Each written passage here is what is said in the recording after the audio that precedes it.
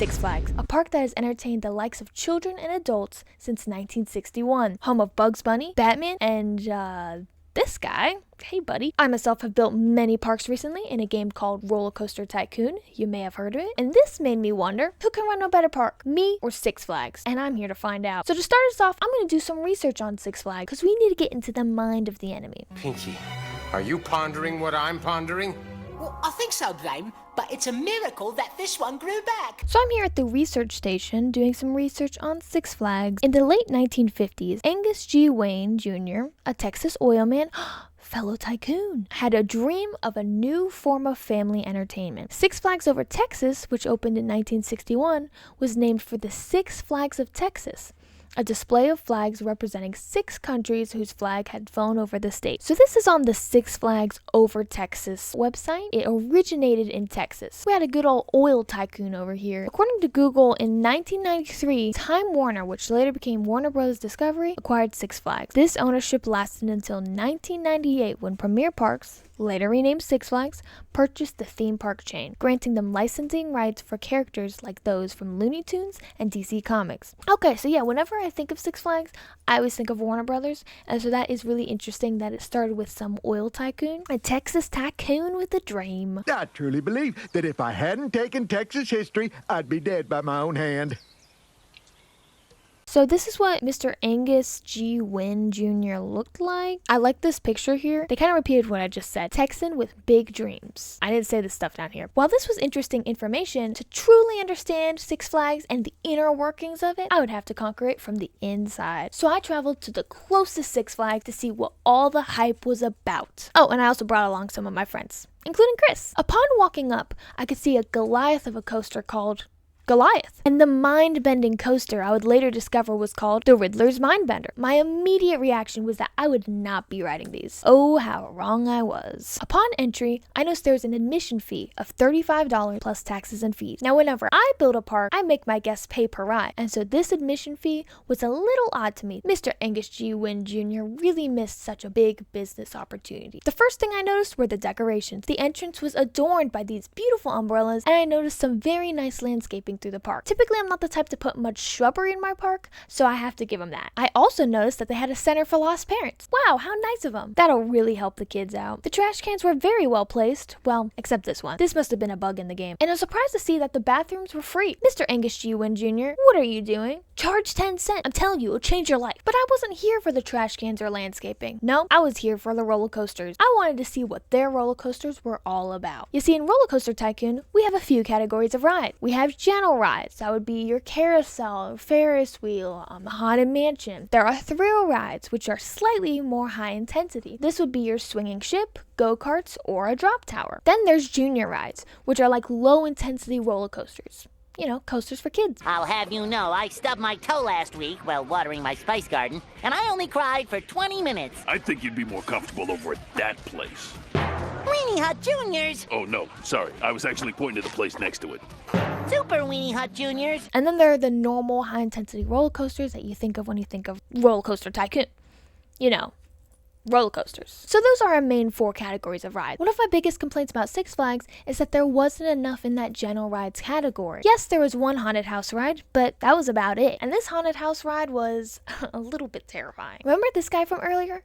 Yeah, this is how they thought they would appeal to children. If you haven't seen it before, Monster Mansion is like a boat ride where you're riding on a boat through a room of happy yet terrifying animatronic monster guys. Everything is fine until suddenly they say, "Don't go into the marsh, turn back." This way. Stay out of the marsh. Stay out of the marsh. Oh no! And then you enter a dark cave full of little demon guys trying to terrorize you, and they screech and all of that. Even though it's a kid's ride, it's a little scary. I didn't want to go in the marsh, but the monsters made me do it. That's just where the boat went. For our thrill rides category, there are rides like Acrophobia and the Catwoman Whip. Personally, I would find those absolutely terrifying, but comparatively, they were on the lesser end of thrill. For junior coasters, we had Joker's Funhouse. Unfortunately, it was closed down due to the weather, which made me a sad Duchess. I love the Joker. The Joker's my favorite. Actually, it's Two-Face. You know what? I take that back. Two-Face is my favorite. Cut this out. And now we get to our category of full-on roller coasters. And this is really what I wanted to see. Has Six Flags dared to make better coasters than me? Now, I know that in the past, I have a history of making rides that get a little bit stuck. Or a lot of stuck. Although Six Flags does have a history of stuck rides, so I may not be too far behind. Plus, I don't rely on Warner Brothers licensing to draw crowds in, so that's a plus. Some people might be going to Six Flags because they love Wonder Woman. But my park, they're just going for a good time. So I was anxious to see what all these coasters were about. First, we went onto the Twisted Cyclone, and my goodness, I'll just say the name fits perfectly. Very twisted, very cyclone-y. But we were just getting started. Remember back when I said I wouldn't go on to the Riddler's Mindbender? Yeah, well, I lied, as you could probably tell. Nice, nice. Very nice, Shiza-chan. As we headed in line for the Riddler's Mindbender, it started to rain. I looked everywhere for a blue information kiosk and there was none to be found, so I could not find a park map nor any umbrellas. As we waited in line, I could feel the anticipation of discovering who the better Tycoon was. Was it me or was it G-Win Jr.? I don't remember his first name. Not gonna look it up. My friend Chris was evidently concerned for my reputation as well, as he repeatedly watched the ride with distress. He was also just not a roller coaster fan. The pre-ride interview says it all. Just watch that. Chris, how do you feel about Six Flags? I'm not coming back. What are you gonna do on this ride? Pass out. Yeah? I'm getting passing out. Are you ready to die today? No. With 3 loops, an elevation of 80 feet, a speed of 50 miles per hour, and 2.5 minutes of runtime, this was greater than I could ever achieve. It was so good that Chris changed his mind on Six Flags. Thoughts on Six Flags? Yes. Chris doesn't even care about my reputation anymore. Chris, how could you? Check Chris out down below. We then rode Thunder River, a ride that takes place on a big round raft as it crashes and spins through a raging river. It didn't help uplift my spirits at all. It was just too much fun. More fun than I could ever achieve at my park. I will say I did kind of feel better when I watched another group stick a giant stuffed animal into the center of their raft, and watching it float away was kind of the funniest thing ever. But then as I walked through the park, the sadness overtook me once again. They had cool, fun character themes. They had better, sillier names for their attractions. Lick, Skillet, Mill. They had, wait, is that my ride's name?